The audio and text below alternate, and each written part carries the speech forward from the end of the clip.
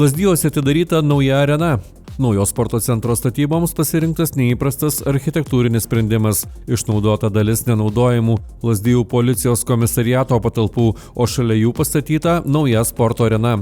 Pirmadienį perkirpti juostelę atvyko Lietuvos Respublikos Seimo pirmininkas Saulius Skvernelis. 3, 2, 1, jūsų ovacijos! 5 metus Lazdijai neturėjo sporto centro, kai senąjį statinį tarnavus į 2 dešimtmečius ekspertai pripažino avariniu ir nurodė nugriauti. Pradžioje Lazdijų rajono savivaldybė svarstė statyti daugiafunkcijų objektą senojo sporto centro vietoje, tačiau tuo metu Turto bankui perduotas daugiau nei 5000 kvadratinių metrų jau kapitalinio remonto reikalavęs Lazdijų policijos komisariato pastatas. Merės Ausmos Miškinienės teigimu, centre miesto esančios patalpos greičiausiai būtų virtusios pastato vaiduokliu. Todėl su tuomečiu premjeru Sauliumi Skverneliu sutarta šalia policijos pastato statyti naują areną, o perteklinės policijos patalpas panaudoti sportinėms veikloms, abu pastatus sujungiant. Tokį idėją tąkart Saulius Skvernelis pritarė. Iki metų pabaigos čia bus užbaigta ir bus 300 kvadratinių metrų treniruoklių salė, padelio salė bus, gimnastikos salė, atitinkamai dar kiek reikia higienos, persiringo, imtynių salė, kineziterapijos salė ir taip toliau. Čia bus toks 20... Saulius Skvernelis tiek būdamas ministrų pirmininku, tiek Seimo pirmininku, tiek kiek man teko jį pažinti, visuomet išgirsdavo ir palaikydavo racionalius sprendimus, tuos, kurie turi ilgalaikę grąžą ir tuos sprendimus, kurie yra naudingi regionams ir žmonėms.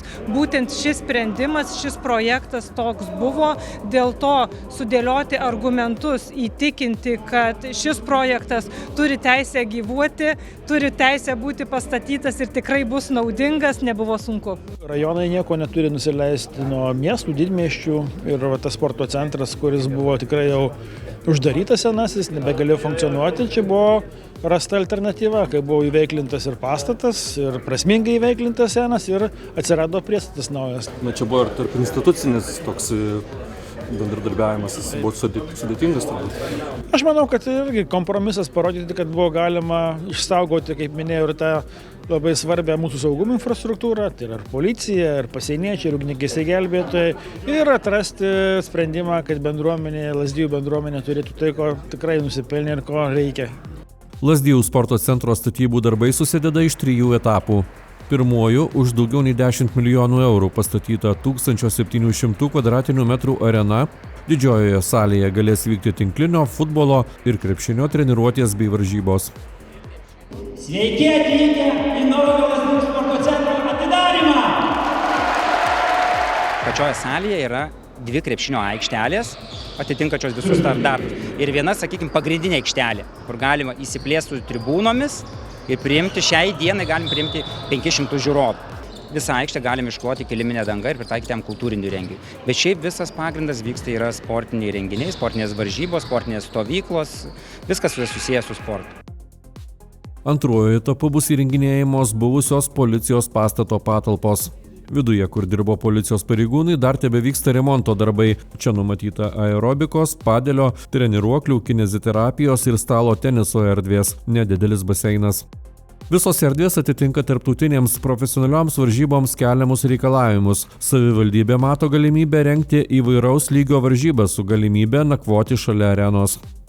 Esame pasienio regionas, turime kaimynus Lenkus, su kuriais turime labai gražią draugystę, dėl to nebejojame, kad tik Lietuvos-Lenkijos bendradarbiavimas sportinėse veiklose ir Lietuvos, Lazdijų ir kitų savivaldybių jaunimo ir ne tik bendradarbiavimas sportinėse veiklose įvairiose tikrai bus rezultatyvus, vyks čia ir nebejoju, kad šio daugiafunkcinio sporto centro pritaikymas ir įveiklinimas labai greitai taps legenda, kuri mažų mažiausiai bus ta, kurią norėsis patikrinti atvykus čia.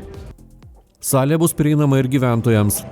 Yra sukurta sistema, kurią paleisime vykdyti. Ne tik Lazdijų rajono gyventojai, bet ir Alytaus ar Marijampolės galės rezervuotis internete salę pačią, numatytas bus laikas, paspaudimo, kuriuo laiku, jeigu jisai laisvas laikas, tai galės tuo metu paspausti, daryti pavedimą, mes matysim, kad yra salė rezervuota ir galės atvažiuoti iš bent kurio Lietuvos krašto. Aš nebejoju, kad tai bus ne tik aktyvaus laisvalaikio leidimo vieta, bet ir vieta, kurioje žmonės dirbs, uždirbs ir kartu su mūsų regionu ir rajonu augs. Taip pat labai svarbu, kad mes būdami čia, turėdami tokį sporto centrą, turėsime galimybės pasiūlyti tai, ko negali pasiūlyti kitos savivaldybės. Turėti išskirtinumą tikrai yra svarbu ir mes nebejojame, kad jis mūsų krašto žmonėms bus labai naudingas ir džiugins svečius. Arena pastatyta per 2 metus. Projekto vertė įgyvendinus jį visą apimtimi sieks 15 milijonų eurų.